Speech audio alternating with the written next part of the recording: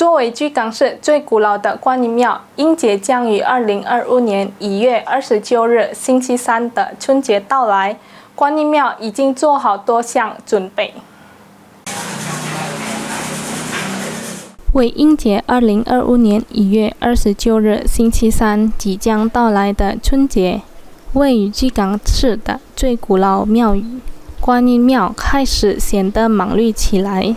观音庙的负责人和信徒们已经进行了各种准备，许多信徒也前来参与祷告。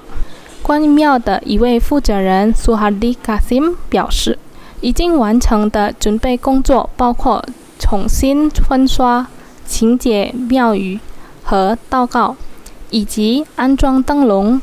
今年准备了550个灯笼，数量比去年少。去年有3000个灯笼。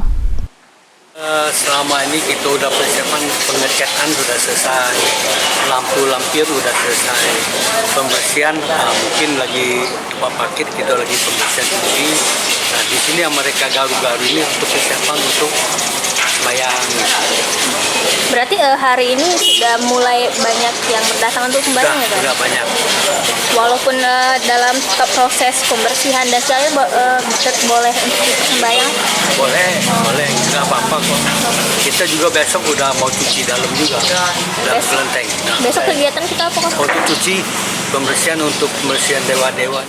为了应对前来观音庙进行礼拜的众多信徒，负责人已经在庙周围准备了停车带。